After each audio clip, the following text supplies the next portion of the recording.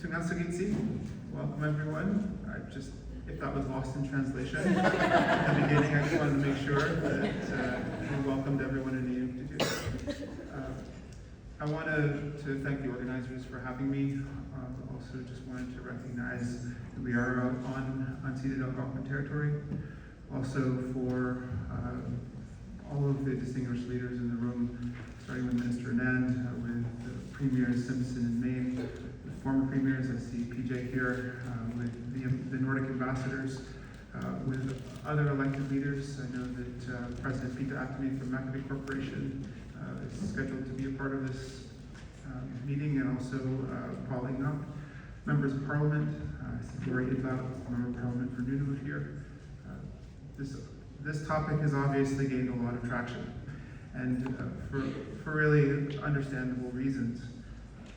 Within our lifetime, there have been a few other scenarios where the Arctic, whether it be the Canadian Arctic, Greenland, or even Nordic states, have been in such focus for a global audience.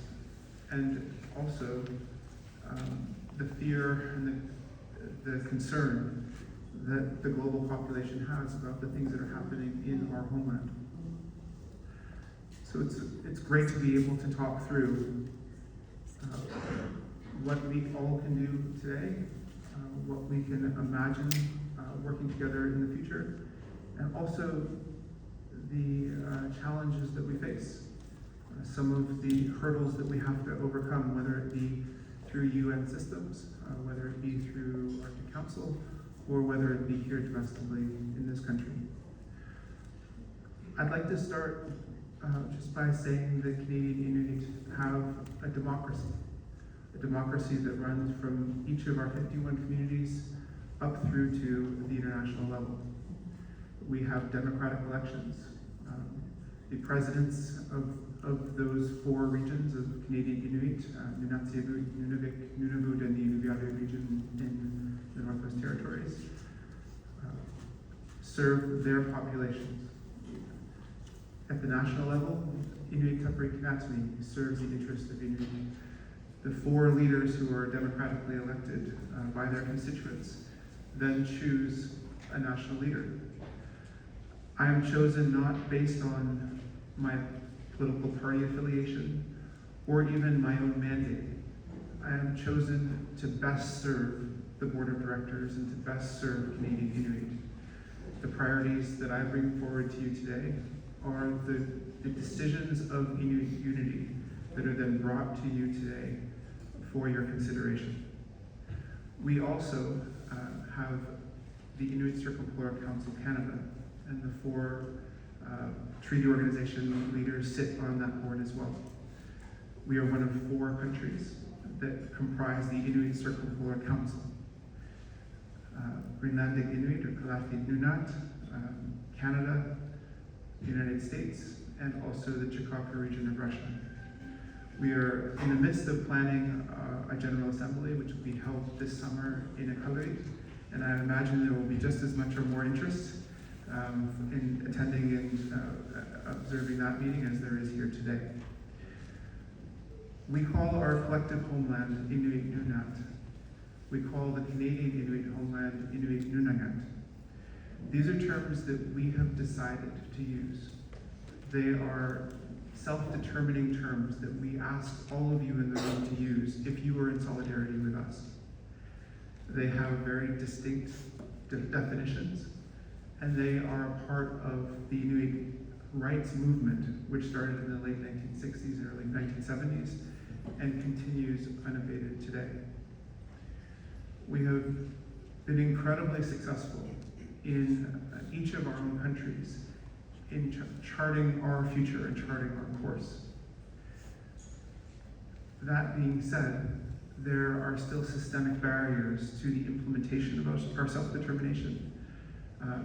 The equity that we still seek within, especially within this country and Canada, and the relationships that we seek to have with the other parts of the construction of this federation. Canada is not simply governed by provinces and territories in the federal government and municipal governments. Indigenous peoples have an outsized role that we play in the construction of Canada as a nation state. Just think about Inuit, one of the 3 constitutionally recognized peoples in this country. First Nations and Métis are the other 2. We either own outright or co-manage 40% of Canada's landmass, 72% of Canada's coastline, and 35% of Canada's freshwater resources.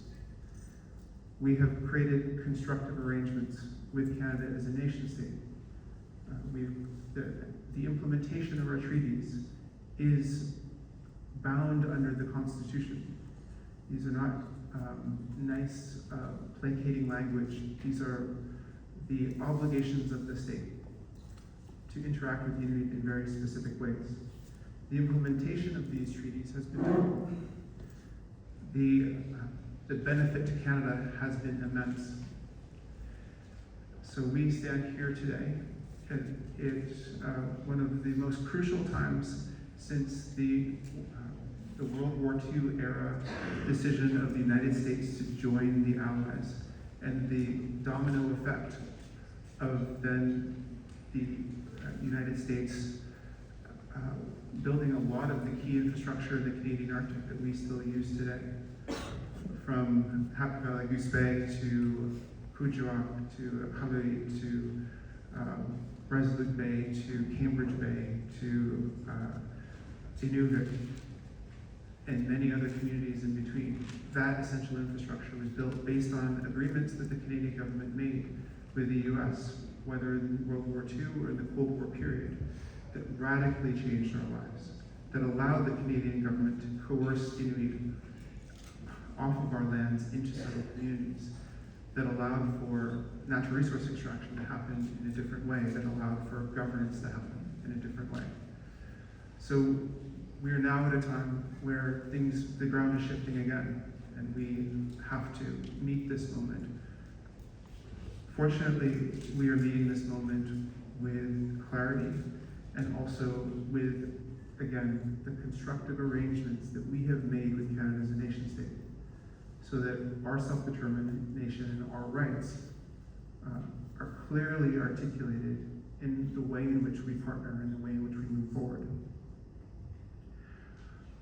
Over the past 10 years in this reconciliation era with the Government of Canada, we have tried as Inuit to solidify the way in which Canadian Inuit work with the nation state. We have created the Inuit Crown Partnership Committee, in which the federal government, or the Crown, led by the Prime Minister and the Prime Minister's cabinet, meets with Inuit 3 times a year. And on the Inuit side, it is Inuit leadership. It is the treaty organization presidents, and also the presidents from the National Inuit Youth Council, and up to the Inuit Women of Canada. Together we create priority areas, and then we create work plans. And the ability to implement those work plans really is the barometer of the relationship that we have with this government. There will always be bilateral conversations between line departments, like Crown Indigenous Relations, and then Inuit leadership. But the really difficult things, defense and security, for one, reconciliation measures, apologies for human rights abuses. We try to work through the Inuit Crown Partnership table for those outcomes. One of the key outcomes over the last 10 years has been the adoption of the Government of Canada of the Inuit Nunavut policy. This policy articulates exactly how Canadian Inuit fit within Confederation, within the considerations of the federal government through the implementation of our rights and legislation, so that any time Inuit issues are impacted by a federal piece of legislation, a policy, a program, or large decision, the Inuit Nunavut policy is invoked. It has been implemented on occasion, but it is still, I would say, a work of progress. I too want to reference Prime Minister Carney's speech, of which I congratulated him for immediately upon giving it's not very often that a Canadian Prime Minister has the world stage in such a way and delivers such an effective call to action amongst allies. I couldn't help but think of some of the terms that were used and the application of those terms in our context. Large main powers, only applying the rules of law when it is convenient and excusing themselves when it is not. And I thought about the juxtaposition with Indigenous people's rights in this country and the large main power of governments excusing themselves when convenient when they do not want to implement our existing rights or not implement legislation that would benefit our lives and create equity. We live in a country where our life expectancy is over 10 years less than the general population. We have 54% overcrowding in our communities, in our housing. We have 70% food insecurity. We have a TB rate that's over 600 times the national average. We have tried to work constructively with this government and with this country to ensure that we address these inequities. We also have worked to create legislation like the right for Inuit to care for our children. Unfortunately, we still live in a country where the right for Inuit, First Nations, and Métis to care for our children and to make decisions about children and care prompts a court action against us by the jurisdiction of Quebec that makes its way all the way to the Supreme Court. Unfortunately, we have Supreme Court rulings that side in favor of our right to take care of our children. This isn't 1875, this is 2020, 2018. So we have our Constitution, we have our treaties, we have federal legislation such as the UNDRIP Act or the Children of C-92. We have Supreme Court rulings. But in moments of crisis, in moments of national consideration, I would still say that the first consideration of the federal government or provinces and territories would not be to involve Inuit leadership, even if the considerations were directly about our homeland. We see this playing out in the last year with U.S. Threats of annexation of Canada or of Greenland. The First Ministers meet now on almost a monthly basis, and premiers have not agreed to allow for national Indigenous leaders to play any role in the convening and the discussions of First Ministers meetings. This is just where we are. It is not meant to be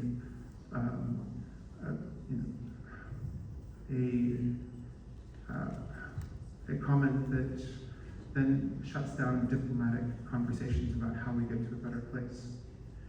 So if we have, say, Inuit and Inuit leadership and Inuit rights in the way that I've described them, where we either own or co-manage 40% of Canada's landmass, and that is at the heart of the threat that now Canada faces, and that Inuit leadership just is not treated as a part of Confederation.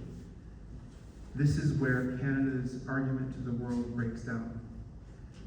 This is where the large main powers oppress all those that they can. And instead of middle powers, it's Indigenous powers. So what I am calling for in this moment and moving forward is the true understanding of the construction of Canada as a nation state, the primary place of Indigenous peoples and Indigenous peoples' rights and self-determination within it, and then the logical things that come from that. That diplomacy starts not just with the Canadian government. It starts as a construction of Indigenous peoples and those who represent them, working with governments to create the diplomacy that's necessary in this moment. We all saw when Denmark went to the White House, and who did Denmark bring with them? The foreign minister for Greenland. If Canada went to the White House to talk about Inuit Nunavut, I don't believe that under the construction of its diplomacy today, it would bring Inuit leadership. This is the type of change that is necessary in this country that will allow us then to work more closely with our allies across the Nordic states. When we meet with the Sapmi, when we meet with other Arctic Indigenous peoples, we largely meet with them in an NGO space, in an Indigenous peoples organization space.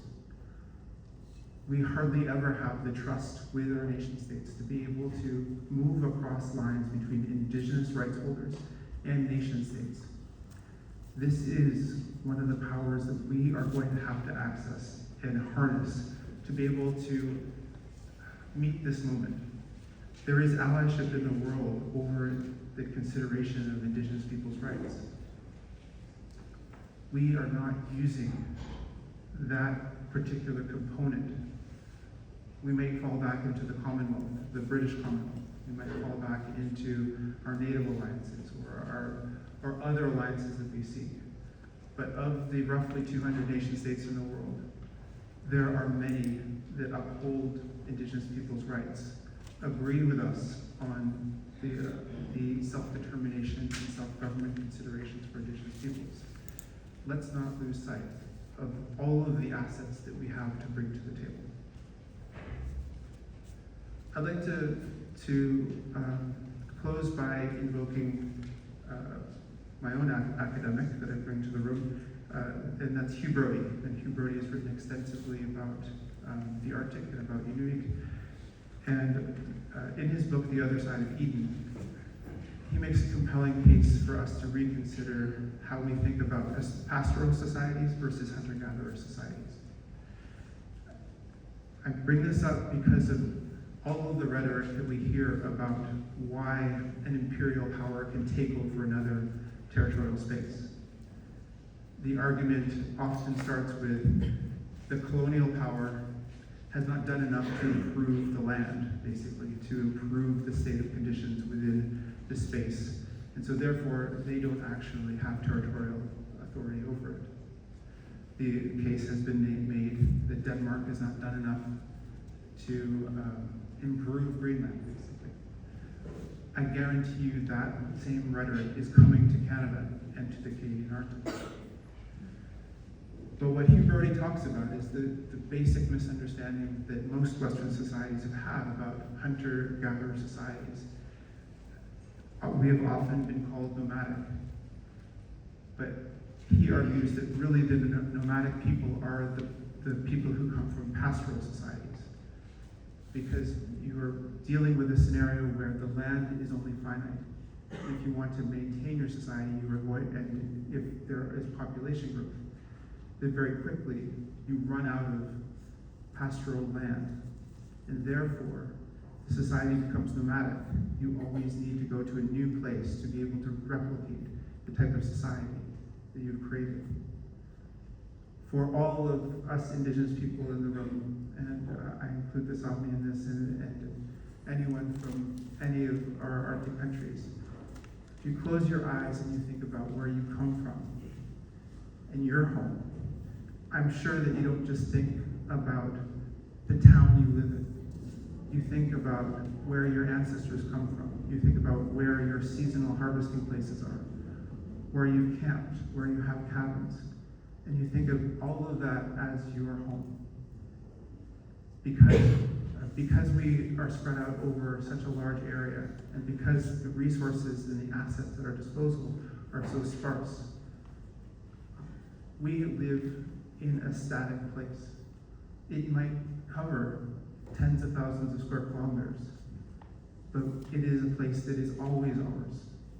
It isn't a place where we wish that we could then go and be more successful somewhere else. We know where we come from. We know our home. So we might be seasonal. We might spend the winters in one place and summers in the other. But we are grounded in our home and nothing changes no matter where we live for the entirety of our lives. And how we think of success in our homeland is ours. And I would like to just make this crystal clear that no other nation states can come to us and tell us what we should have done or what we have to do to maintain the sovereignty over our homeland. We do that ourselves. And we've articulated that again and again over the past 200 years, but most specifically in our land use and occupancy studies that created the foundation for our modern treaties in the 1970s through the 2000s. So we're ready for this moment, but we need allyship, and we need people who are willing to think about a change in the way you think of this country, the change in the way you think of diplomacy, and also the change in the way you think about who belongs here and who's just visiting. Nothing.